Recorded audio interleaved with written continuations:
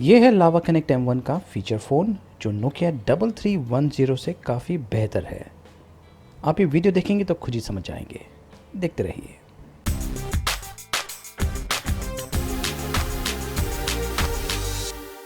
नमस्कार दोस्तों, मैं हूं गोगी और ये है लावा कनेक्ट M1 का फीचर फ़ोन।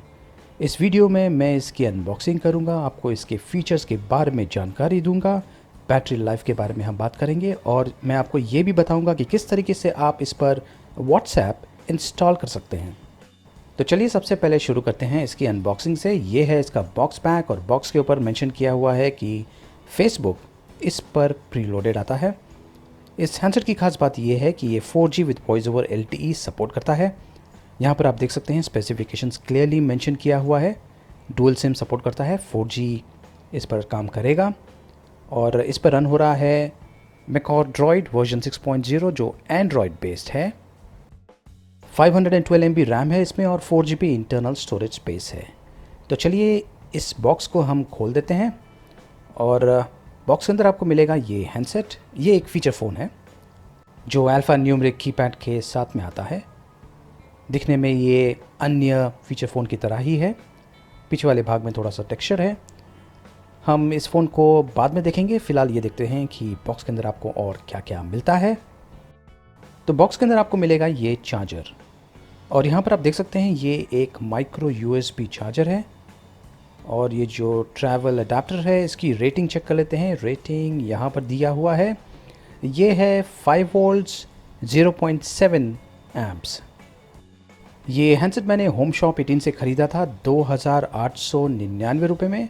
और बॉक्स के अंदर आप देख सकते हैं आपको यूज़र मैनुअल भी मिलता है, इसमें वारंटी कार्ड भी है और एक ईयरफोन भी मिलता है। ये स्टैंडर्ड क्वालिटी का ईयरफोन है, इतना अच्छा क्वालिटी इसका नहीं है, लेकिन हाँ बॉक्स के अंदर ईयरफोन भी इंक्लूडेड है।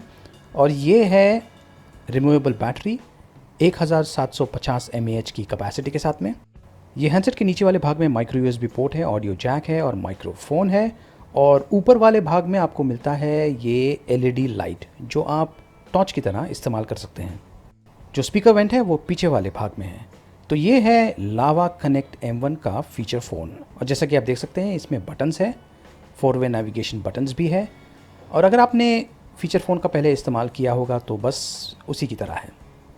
इसका जो स्क्रीन है वो 2.4 इंचज़ का है, ये टच स्क्रीन नहीं है। और इसका जो रेजोल्यूशन है वो है 320x240 पिक्सल्स। हैंडसेट की क्वालिटी अच्छी है, 2 कलर कॉम्बिनेशन में आता है, ब्लैक और रेड। जैसा कि आप देख सकते हैं रेड का आउटलाइन दिया हुआ है और जो पीछे वाला भाग है उसमें एक बहुत ही अच्छा सा टेक्सचर दिया हुआ है। पकड़ने के लिए ये काफ़ी कंफर्टेबल है, लाइट वेट भी है और बस एक फ़ीचर फ़ोन की तरह है। ये हैंडसेट काफ़ी छोटा है और इसका जो बैक कवर है आप रिमूव कर सकते हैं यहाँ से। यहाँ पर एक छोटा सा ओपनिंग है, इस तरीके से आप बैक कवर को रिमूव कर सकते हैं। और अंदर आप देख सकते हैं यहाँ पर डुअल सिम स्लॉट है और एक separate micro SD card slot है। ये है माइक्रो SD कार्ड स्लॉट। यहाँ पर आप देख सकते हैं सिम स्लॉट 2 में मैंने एक नैनो सिम डाल दिया है, एयरटेल का नैनो सिम है इसमें।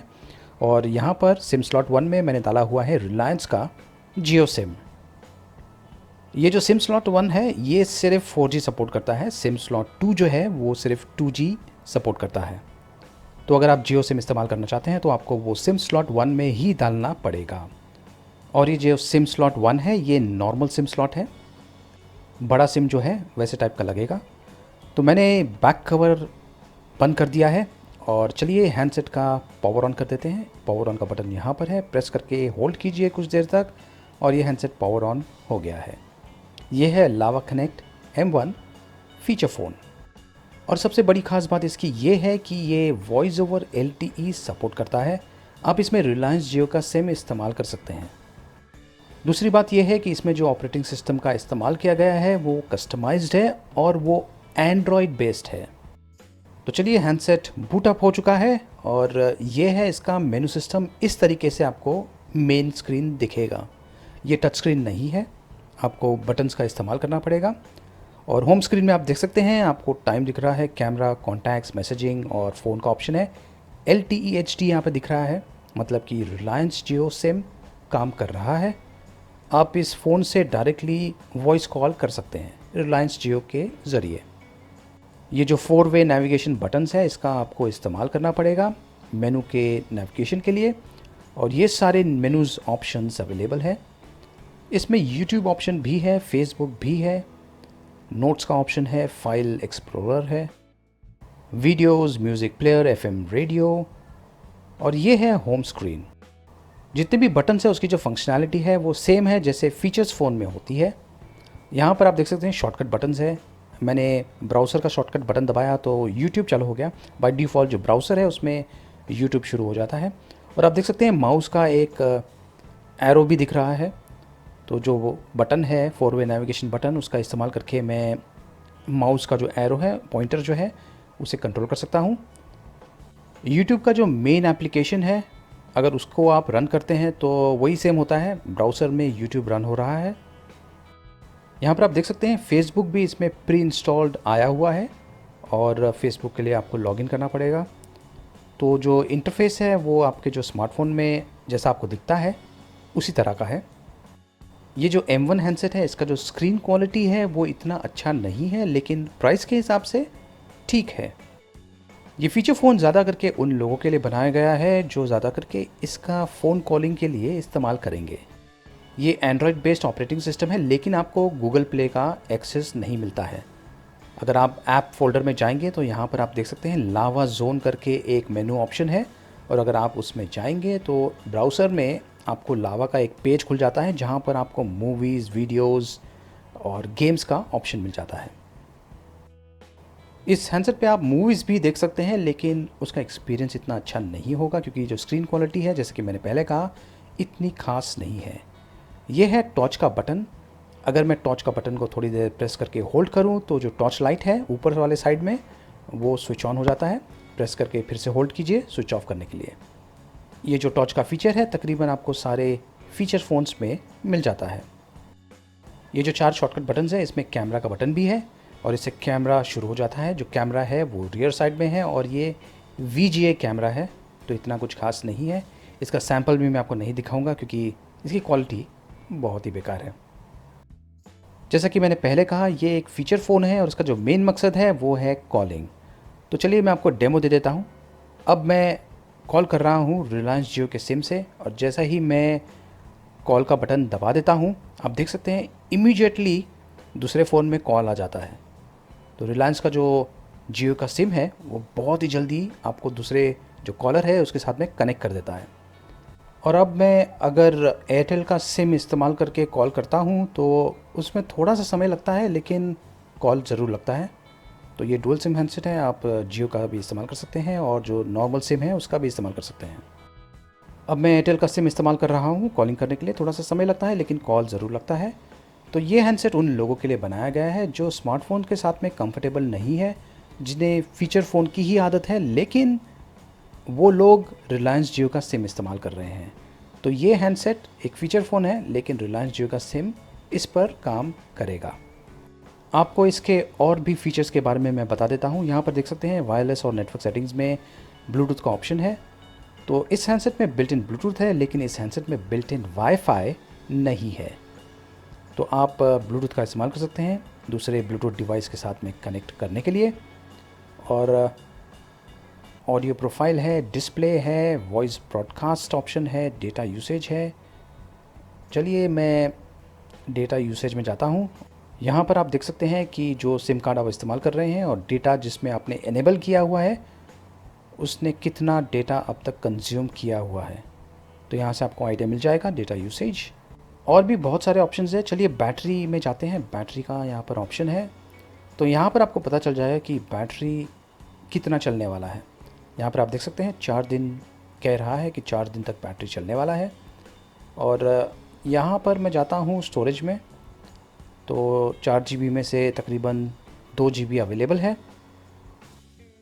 यहाँ पर आपको और भी डिटेल्स मिल जाते हैं।